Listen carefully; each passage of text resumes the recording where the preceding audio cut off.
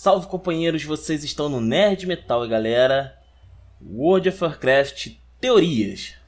Cara, eu fiz um vídeo só de teorias, tá? Pra falar sobre o World of Warcraft, tá?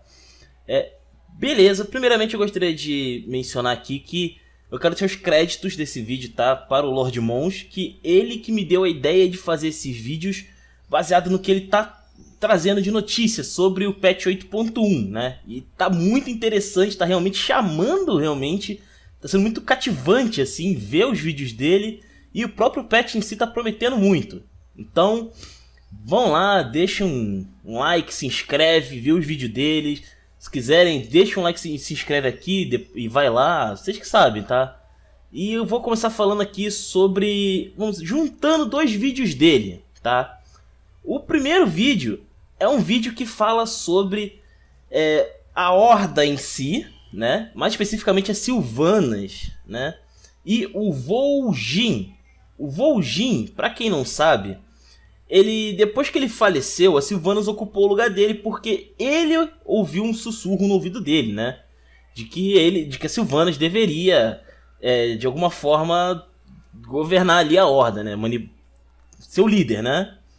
E qual é o problema desse negócio? A gente tá vendo que a Sylvanas tá fazendo todo tipo de maluquice, beleza? E o Bane não está nada satisfeito com isso. E ele fica tão bolado que ele prefere perguntar para o próprio Vol'jin o que está acontecendo. E nesse momento, ele chama o Vol'jin, o espírito do Vol'jin, para falar com ele. E aí a gente começa a descobrir que tem coisa errada aí nessa história da Sylvanas liderar. Por quê? O Vol'jin, ele não se lembra de mencionar o nome das Sylvanas para passar o bastão. Ele não se lembra. Isso é esquisito? Com certeza. E mais ainda o que vem depois, porque ele diz que ele nunca deixou esse mundo. O espírito dele ainda está aqui esse tempo todo. A gente simplesmente não sabia, né? Porque a gente não falou com ele, né?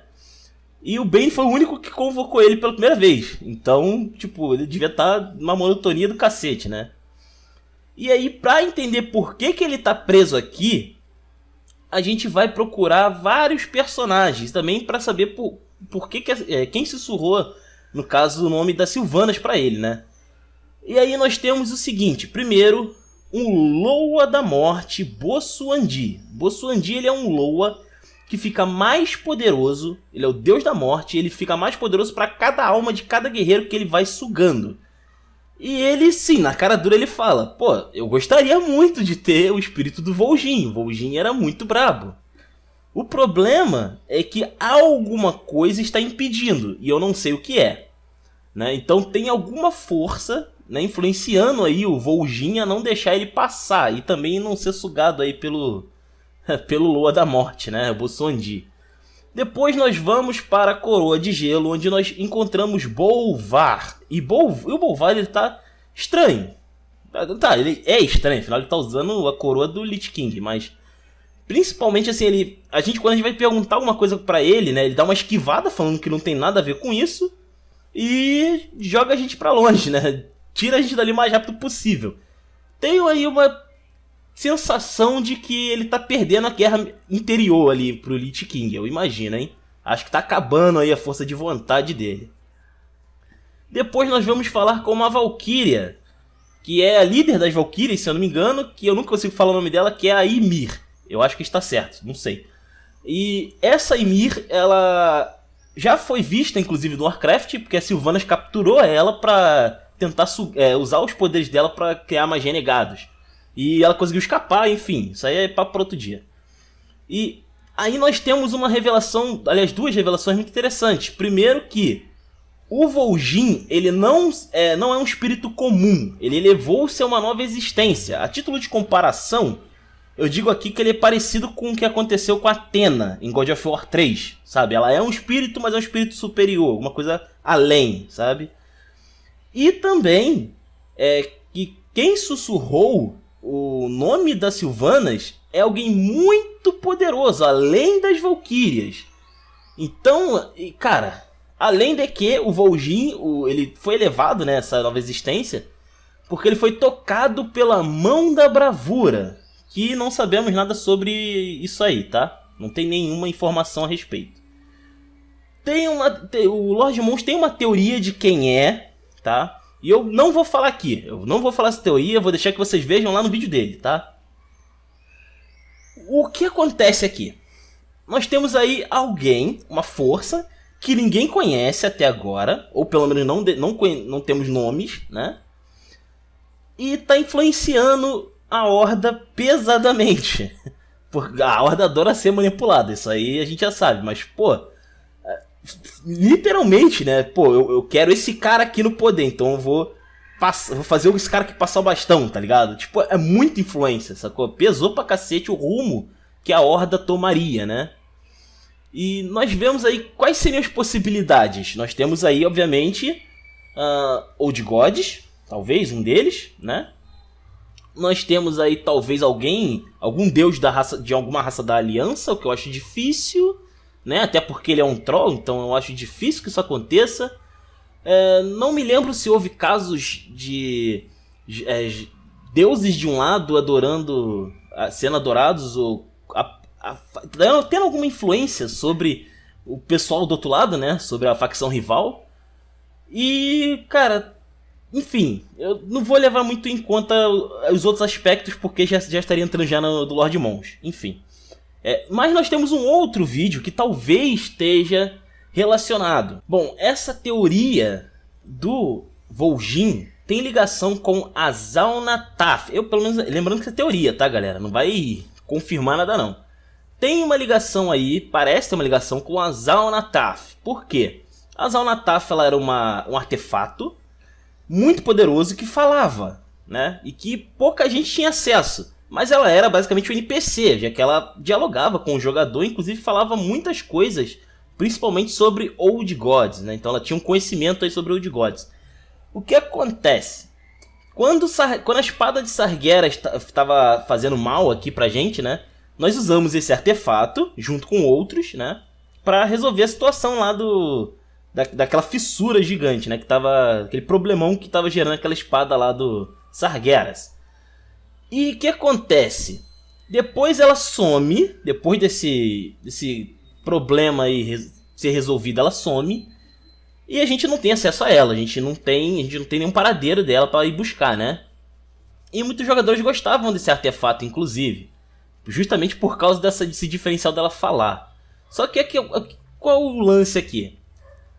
O que sabemos que vai ter, o que dá a entender que vai ter nessa missão, vamos dizer assim, esse objetivo, né, bizarro, é que nós teremos um personagem não identificado que ele vai dizer pra você aonde que está essa adaga. E aí não fica claro se todo mundo vai poder fazer essa missão. Pode ser que seja só o Sacerdote das Sombras, que era a classe que tinha ela, né, ela é Legion. Pode ser que seja algo só de uma facção, provavelmente da Horda. Ou, sei lá, todo mundo vai poder fazer, né? Enfim. O lance é que a gente vai descobrir que ela tá em posse de uma pessoa, tá? E essa pessoa, ela tá tendo problemas. Coisas ruins têm acontecido com ela desde que ela descobriu a adaga.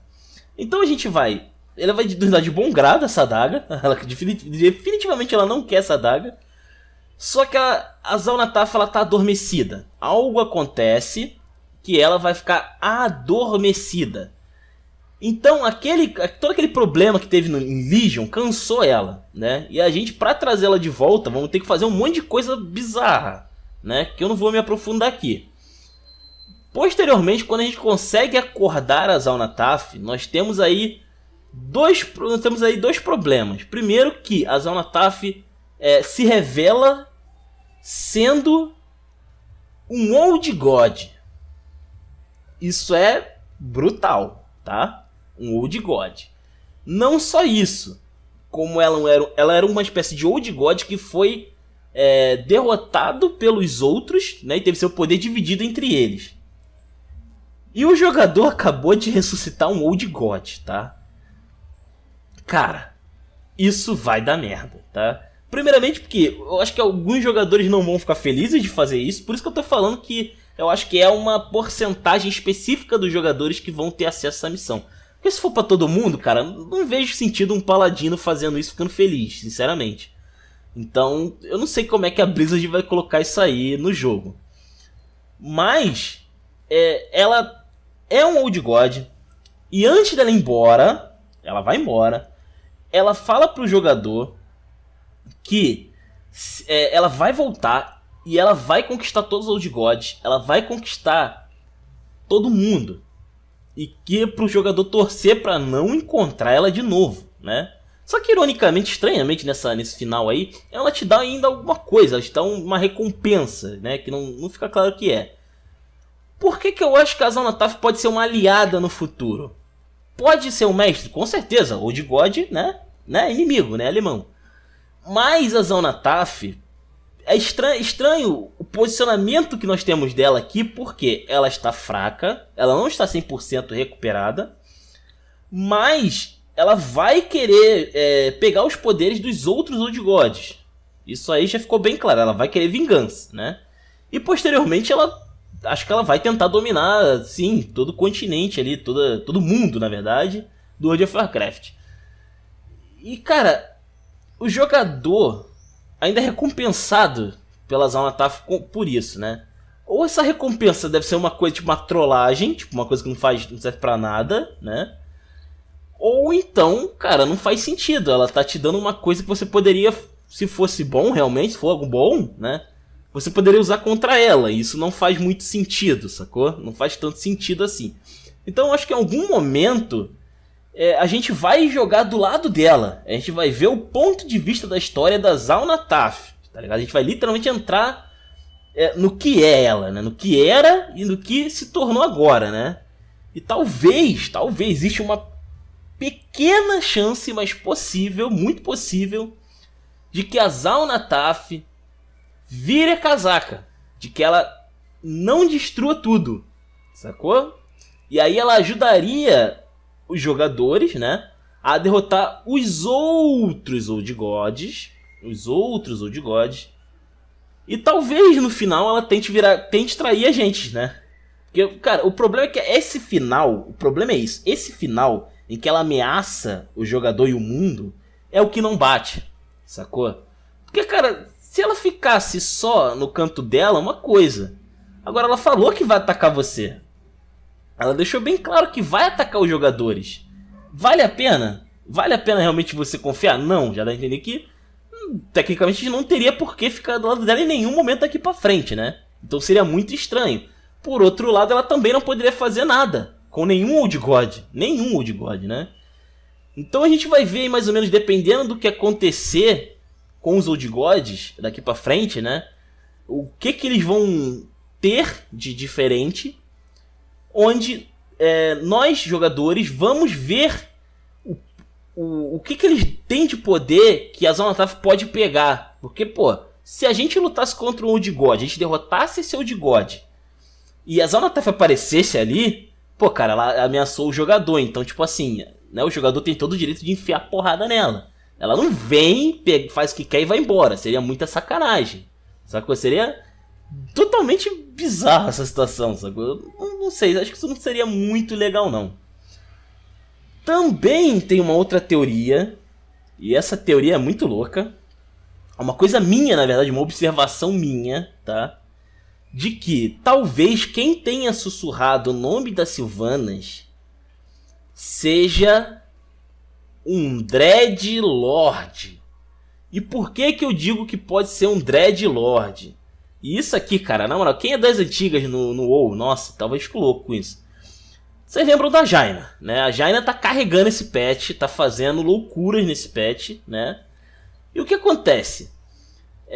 Tem uma teoria bem antiga, lá na época do Lich King, que falava que a Jaina poderia ser um Dreadlord. Mas como ela seria um Dreadlord? Eis o problema, porque a história da Jaina é bem redondinha, tá? Ela é bem redondinha, e principalmente a gente tem menção em toda a história do WoW o crescimento da Jaina. Então ela não é uma pessoa que apareceu do nada, ela tem uma família humana, ela tem todo um... como é que fala? Todo um um embasamento humano, né? Ela cresceu, se desenvolveu como um humano. Então ela não vai do nada ser um Dreadlord, né? Até porque isso daria a entender que a família dela inteira seria um Dreadlord também. Então o que fica claro aqui? Eu quero que o jogador entenda que a Jaina, agora, neste momento, ela já grande, né? E ela ficou muito tempo ficou até um tempinho aí por fora, né, do que tá acontecendo. Pode ser que em algum momento ela vire ou já tenha virado um Dreadlord. Por exemplo, uma coisa que a Blizzard pode fazer é usar um esquema tipo invasão secretas, onde nós vemos os Skrulls capturando personagens da Marvel, né, e virando eles, né. E dá pra fazer isso também com os Dreadlords, dá pra fazer isso também com eles. E a Jaina seria isso. Ela foi capturada ou morta, ela pode ter morrido, e um Dreadlord ocupou sua vaga, sacou? Nós temos essa referência dessa teoria de fã lá no Heroes of the Storm. Quando veio o Kel'Thuzad, uma skin da Jaina que nós ganhamos era a Jaina sendo um Dreadlord. Que ela, inclusive, muda as falas do personagem, e uma das falas é que ela diz: o plano sempre foi esse. Você tá entendendo mais ou menos a parada aqui? É um peso, cara, é muito louco. É uma coisa minha, tá? Uma teoria minha, tá? Você pode ignorar se quiser. Mas, cara, seria muito louco. E um Dreadlord, ele é bem argiloso, então ele poderia sussurrar alguma coisa aí pro Vol'jin. Nas sombras, sacou? Ele poderia fazer isso. Faz bastante sentido, entendeu? A adaga Xal'atath, eu acho que ela não poderia fazer nesse momento. Porém, lá na época do Vol'jin, ela tinha poderes. Ela estava ativa, pelo menos, como adaga. Então é possível que ela tenha usado uma fraçãozinha do seu poder para falar, para persuadir o Vol'jin a falar Sylvanas, né? É uma chance também. Além de que pode ser o próprio Caos também a falar isso, porque... Bom, enfim, esse bagulho do Caos eu vou deixar também pro vídeo do Lord Mons, tá? Então veja aí os 2 vídeos do Lord Mons. Eu vou ficando por aqui. Vocês estão no Nerd Metal. Valeu, companheiros. Um abraço. Fui!